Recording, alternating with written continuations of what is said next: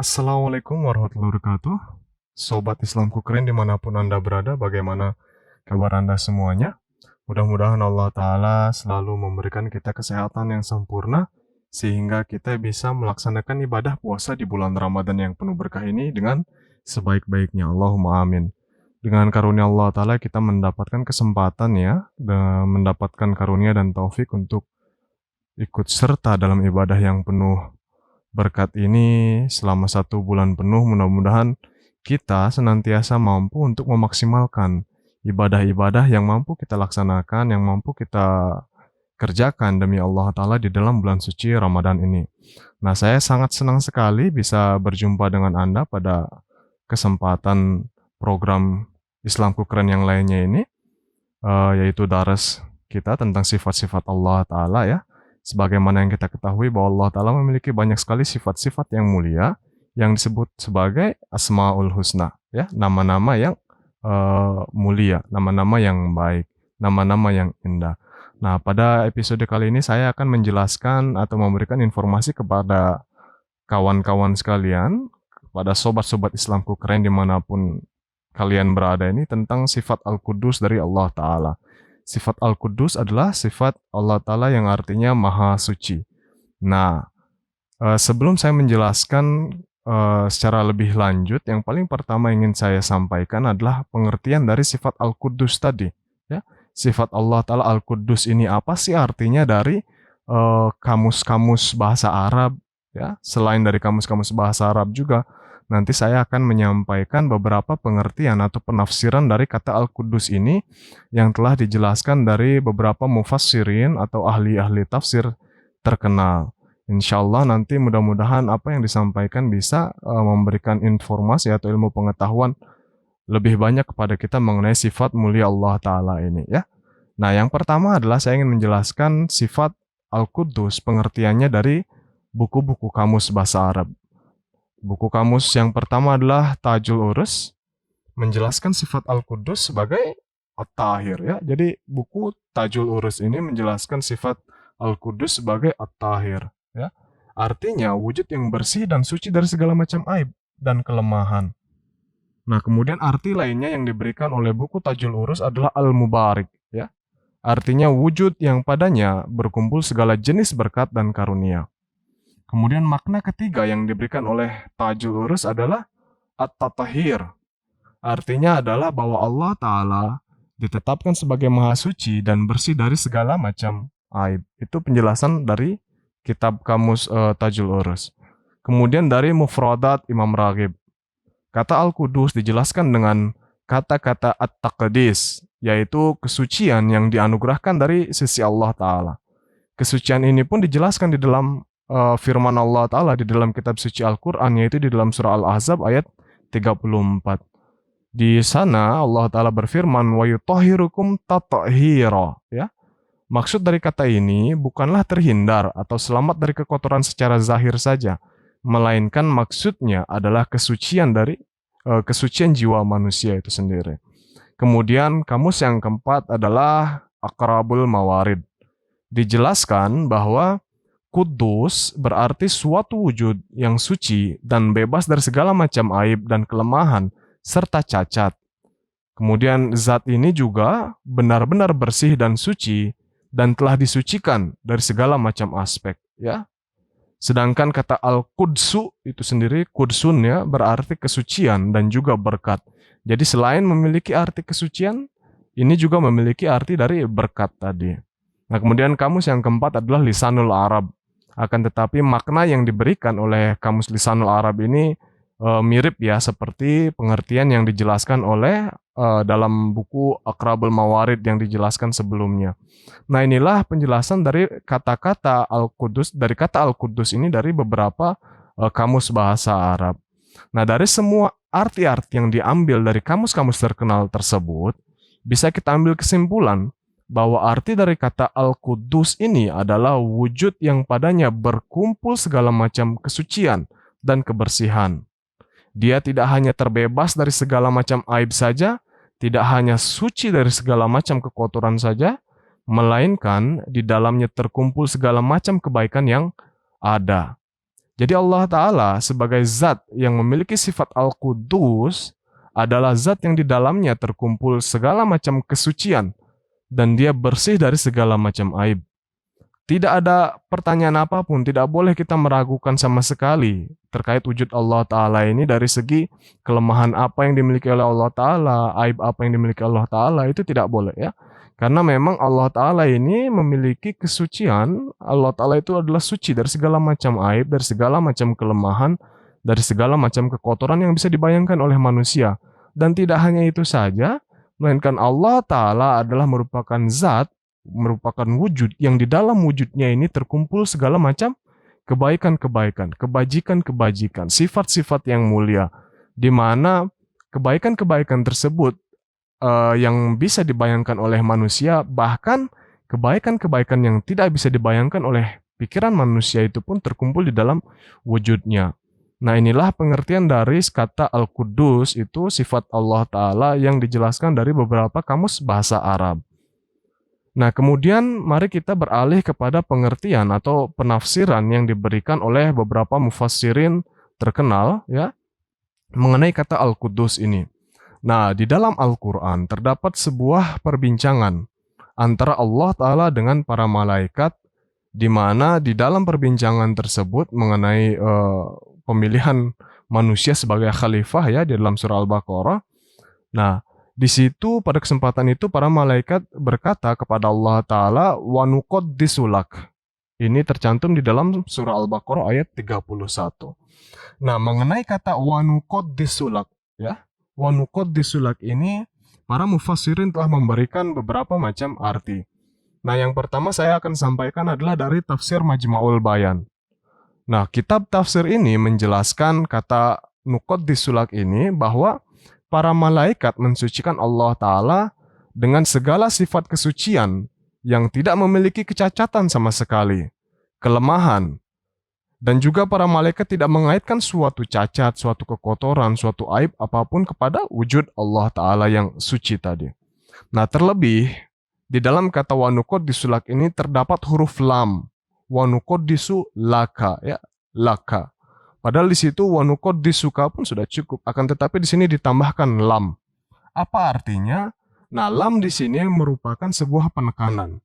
Dengan huruf lam ini artinya bisa menjadi bahwa para malaikat, di sini malaikat berkata, kami beribadah dan sembahyang semata-mata demi diri Engkau, wahai Allah Ta'ala. Dan bahkan ada juga yang mengartikan kalimat ini, wahai Allah, hanya untuk meraih keridhaan Engkau, kami senantiasa membersihkan dan mensucikan diri dari segala macam kesalahan-kesalahan dan dosa-dosa.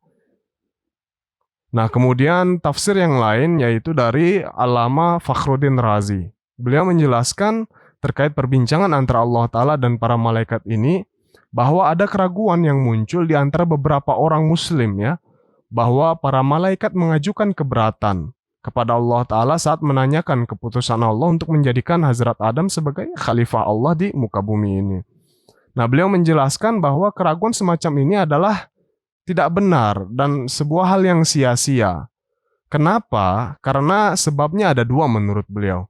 Yang pertama adalah malaikat itu mengaitkan keburukan, yaitu menumpahkan darah dan menimbulkan kerusakan sebagaimana yang dijelaskan di dalam ayat itu ya. Jadi kesalahan ini terkait kepada Allah Ta'ala ya, bukan kepada wujud manusia, bukan. Ini adalah tuduhan keberatan malaikat itu kepada wujud manusianya, bukan kepada Allah Ta'alanya. Yang kedua adalah setelah perbincangan tersebut, para malaikat berkata bahwa mereka bertasbih kepada Allah Ta'ala dan juga mensucikan wujud Allah Ta'ala. Mensucikan di sini maksudnya adalah mengakui wujud Allah Ta'ala bersih dari segala macam sifat makhluk dan sifat jasmani. Sedangkan maksud dari mensucikan di sini adalah mengakui zat Allah Ta'ala suci dari sifat-sifat keluhan, caci maki, dan kebodohan, serta kelemahan-kelemahan yang lainnya. Ya. Nah, beliau juga yaitu Hazrat Allama Fakhruddin Razi menjelaskan bahwa kata Al-Qudus dan juga Al-Quddus adalah suatu kata yang benar-benar bisa menjelaskan zat Allah Ta'ala, wujud Allah Ta'ala, sifat-sifatnya, pekerjaan-pekerjaannya, dan hukum-hukum dan nama-nama dari Allah Ta'ala yang suci dan terlepas dari segala macam jenis kelemahan dan aib. Nah, beliau juga menjelaskan bahwa apabila kita ingin mengetahui dan menguji sifat-sifat Allah Ta'ala, maka hendaknya kita melihat sifat Al-Quddus ini kembali.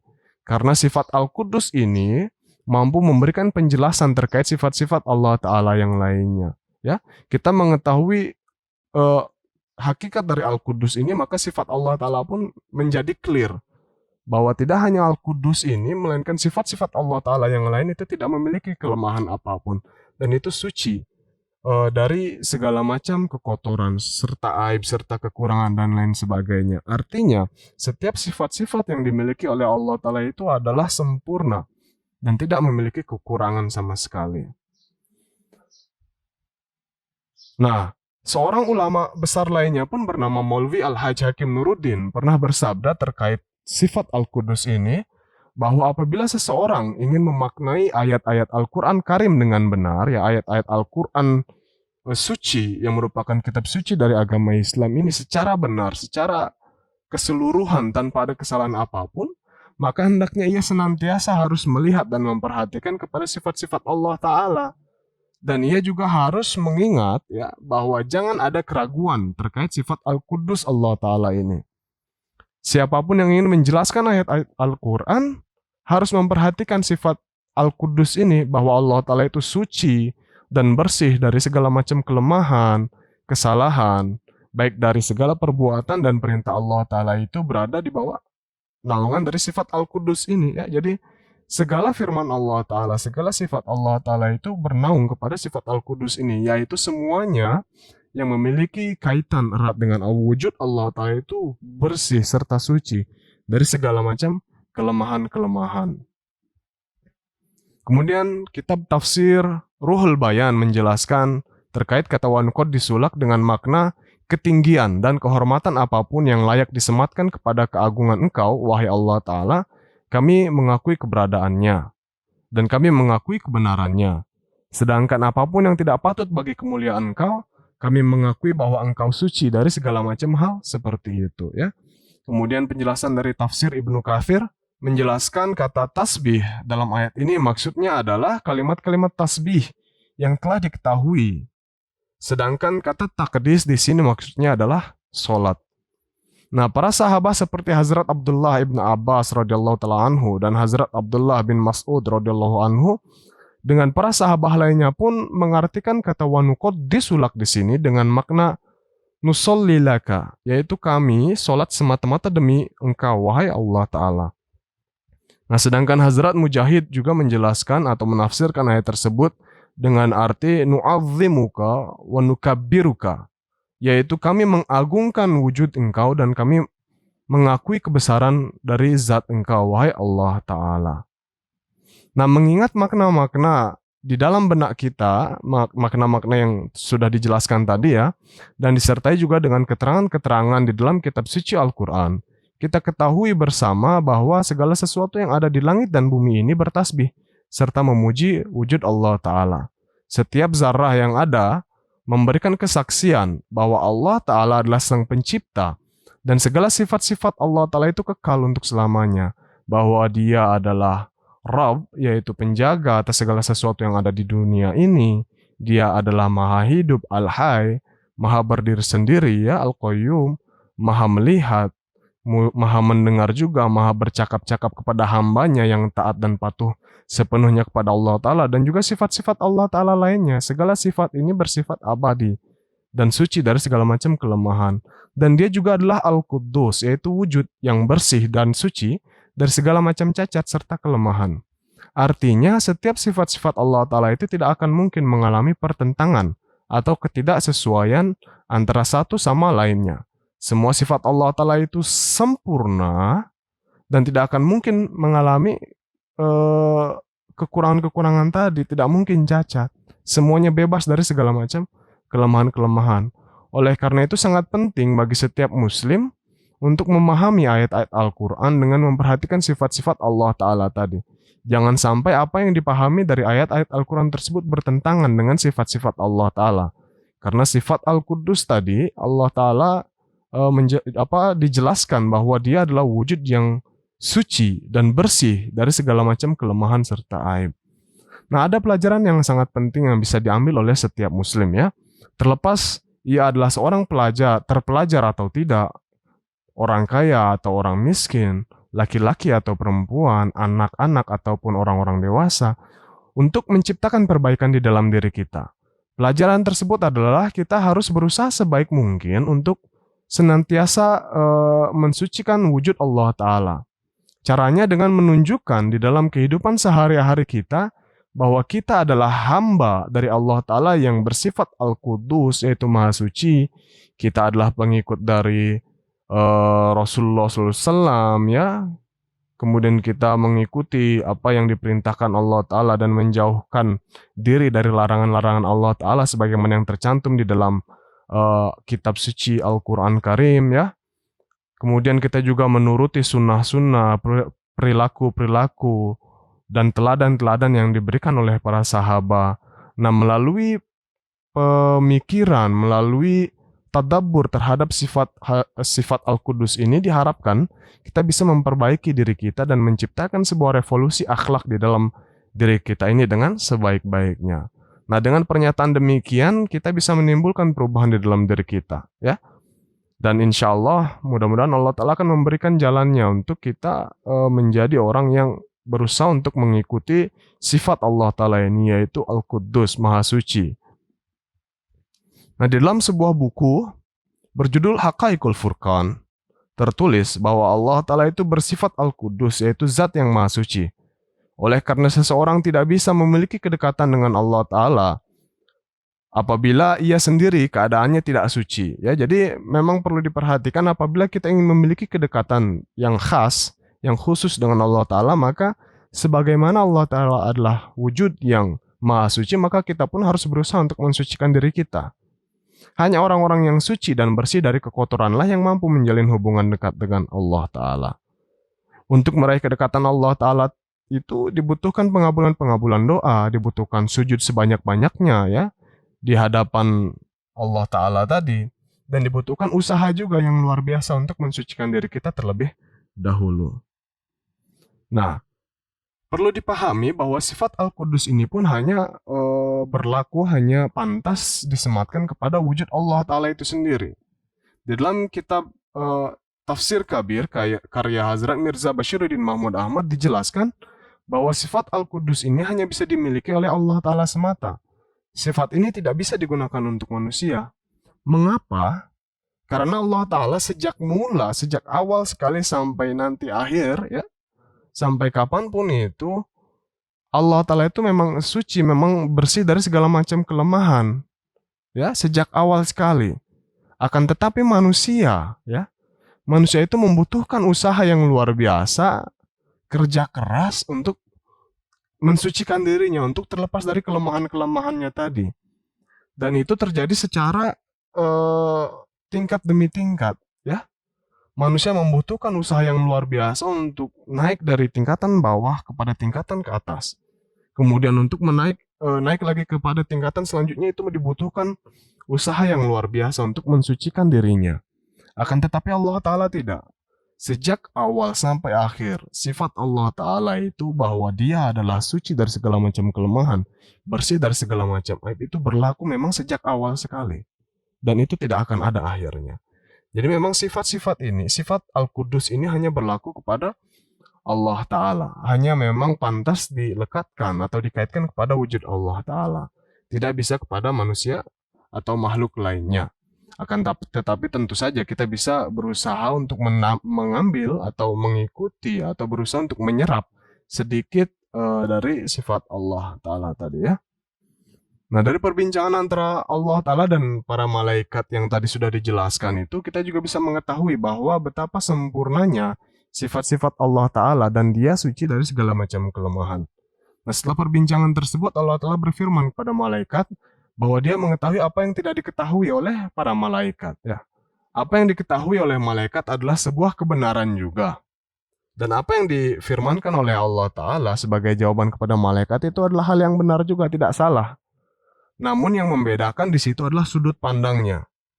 Para malaikat mengatakan hal demikian karena melihat sifat alami dari manusia tadi yang melakukan keburukan, menyebabkan kerusakan-kerusakan demi memenuhi kepentingan diri mereka sendiri ya, sehingga mereka layak menjadi orang yang mendapatkan kemurkaan dari Allah Ta'ala. Oleh karena itu para malaikat mengatakan hal seperti ini. Akan tetapi sifat Allah Ta'ala itu sempurna, sehingga Allah Ta'ala itu adalah Al-Alim yang mengetahui segala macam sesuatu, dan dia juga adalah Alimul Ghaib, mengetahui apa-apa yang tidak nampak pada pandangan manusia, sehingga Allah Ta'ala itu mengetahui dengan ilmunya yang sempurna tadi. Dan Allah Ta'ala itu melihat kepada wujud-wujud mulia yang merupakan orang-orang yang berusaha sepenuhnya untuk taat dan mematuhi perintah-perintah Allah Ta'ala dan menjalankannya serta mengajarkannya kepada orang-orang, yaitu para Nabiullah ya. Nah, pada kesempatan ini juga secara khusus apa yang dilihat oleh Allah Ta'ala adalah kepada wujud Rasulullah SAW sendiri. Karena di dalam suatu hadis ya, dikatakan Allah Ta'ala berfirman, laulaka lamma khalaqtud dunya. Ya, Allah Ta'ala berfirman kepada Hazrat Rasulullah SAW bahwa wahai Muhammad, kalau bukan karena engkau, maka aku tidak akan menciptakan dunia ini, gitu. Nah, jadi di sini perbedaannya sudut pandang tadi. Ketika malaikat melihat kelemahan-kelemahan manusia, akan tetapi Allah Ta'ala melihat kepada kemuliaan-kemuliaan bahwa apabila manusia yang diciptakan di muka bumi ini berusaha dengan sebaik mungkin untuk menjalankan perintah-perintah Allah Ta'ala, menjauhi larangan-larangannya, kemudian berjalan di atas syariat Allah Ta'ala yang sebagaimana telah dijelaskan secara detail di dalam Al-Quran, maka tentu saja manusia itu akan mendapatkan kedudukan yang lebih tinggi dibandingkan para malaikat di pandangan Allah Ta'ala. Jadi inilah sebabnya Allah Ta'ala mengatakan hal itu, dan ini juga membuktikan bahwa Allah Ta'ala itu memiliki sifat yang sempurna. Sebagaimana tadi dijelaskan bahwa kedudukan Rasulullah SAW itu adalah sungguh sangat mulia, ya. Dan ini merupakan salah satu sebab atau tujuan mengapa Allah Ta'ala itu menciptakan dunia ini menjadi nyata gitu. Oleh karena Rasulullah SAW tadi, ya. Dan bisa dikatakan bahwa Rasulullah SAW merupakan cerminan sejati dari sifat Allah Ta'ala tadi, sifat Al-Qudus Allah Ta'ala, bahwa beliau pun adalah wujud yang suci. Nah, di dalam sebuah buku berjudul Fadailul Quran dijelaskan bahwa cerminan sempurna dari sifat Al-Qudus Allah Ta'ala ini ada di dalam wujud Rasulullah SAW yang telah mensucikan pikiran-pikiran orang-orang. Dan tidak hanya itu saja, melainkan beliau telah mensucikan amal perbuatan orang-orang itu, sehingga sampai saat ini kita bisa melihat manifestasi akhlak dari sifat kudusiyat Allah Ta'ala. Ini dijelaskan di dalam ayat yang terdapat di dalam surah Al-Jumu'ah ya, yang berbunyi, Yatlu alaihim ayatihi wa yuzakkihim. Nah, maksudnya adalah karena Allah Ta'ala adalah zat yang maha suci, maka hal-hal yang berhubungan dengan Allah Ta'ala pun harus suci. Oleh karena itu, Rasulullah SAW diutus ke dunia ini dengan diberikan ayat-ayat dan firman-firman Allah Ta'ala agar beliau mengajarkan itu kepada manusia, sehingga muncul kesucian baik pada pikiran dan kerohanian manusia. Ini juga salah satu bukti sifat kudus Allah Ta'ala bahwa dia telah mensucikan Rasulullah SAW untuk mengajarkan orang-orang, dan kemudian agar beliau mensucikan mereka yang sebelumnya itu mereka berada di dalam keadaan yang sangat kotor, yang sangat wild gitu, yang sangat liar keadaan mereka. Nah, melalui beliaulah orang-orang bisa menjadi suci.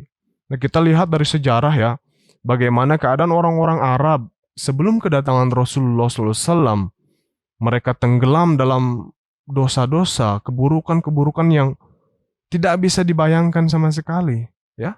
Mereka liar, terbiasa merampok, minum minuman keras, berjudi, segala macam, ya.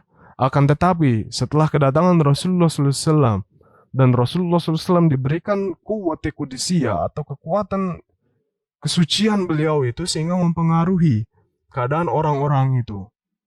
Tidak hanya pikiran-pikiran mereka, tidak hanya akhlak-akhlak mereka, perilaku-perilaku mereka, bahkan cara berpakaian, cara mereka berpikir, cara mereka berkehidupan secara masyarakat, segala macam aspek kehidupan mereka itu berubah total, ya. Sungguh sangat luar biasa. Ibaratnya kehidupan sebelum kedatangan Rasulullah SAW itu ibarat kehidupan yang sungguh sangat liar kemudian berubah menjadi kehidupan suci setelah kedatangan Rasulullah SAW. Oleh karena itu, jika seseorang ingin menjadi orang yang bersih dan suci dari segala macam kekotoran dan ia ingin menjadi seorang mukmin yang sejati, maka ia hendaknya harus berusaha semaksimal mungkin, semaksimal kemampuannya untuk merubah dirinya, untuk mensucikan dirinya sesuai dengan amalan dari Rasulullah Shallallahu Alaihi Wasallam. Ia harus mengamalkan perintah-perintah di dalam Al-Quran. Ia juga harus menjauhkan dirinya dari larangan-larangan yang telah dijelaskan juga di dalam Al-Quran. Ya. Kemudian orang-orang yang tidak beramal sesuai dengan Al-Quran, maka tidak bisa ia dikatakan bahwa dia adalah orang yang bertuhan. Tidak bisa juga dikatakan bahwa ia adalah pengikut sejati dari Rasulullah SAW. Dan apabila ia tidak mengamalkan hal itu, maka dia tidak akan juga bisa mendapatkan bagian dari sifat Allah Ta'ala ini, Al-Qudus ini. Jadi memang kita sebagai umat muslim, ya, yang mengakui bahwa diri kita adalah orang-orang yang mengakui keesaan Allah Ta'ala, mengakui bahwa Rasulullah SAW adalah sebagai makhluk yang paling mulia di muka bumi ini, yang menjadi cerminan dari segala sifat sempurna Allah Ta'ala, ya. Maka kita harus senantiasa berusaha. Karena memang di sini kita membahas sifat Allah Ta'ala yaitu Al-Qudus, maka kita harus senantiasa berusaha untuk mensucikan diri kita, memperbaiki diri kita, amal-amalan kita, ucapan-ucapan kita, sehingga baik ucapan dan amal perbuatan kita itu sesuai, ya. Tidak ada perbedaan di dalamnya. Nah, oleh karena itu sangat penting bagi kita untuk merenungi kembali sifat-sifat Al-Qudus ini, sifat-sifat Allah Ta'ala yang Maha Suci. Mudah-mudahan Allah Ta'ala memberikan kita taufik dan karunia untuk memahami serta mengamalkannya di dalam kehidupan kita. Sehingga kita bisa mendapatkan percikan dari sifat Allah Ta'ala ini dan kita bisa mensucikan diri kita, memperbaiki amal ibadah kita, sehingga Allah Ta'ala pun dengan sendirinya akan memberikan karunia kita dengan kedekatan kepada wujud sendiri, ya. Demikian yang bisa saya sampaikan mengenai sifat Al-Qudus Allah Ta'ala ini. Mudah-mudahan bisa memberikan banyak manfaat kepada sobat-sobat Islamku keren dimanapun kalian berada. Saya tutup. Wa akhiru da'wana alhamdulillahirabbil alamin. Assalamualaikum warahmatullahi wabarakatuh.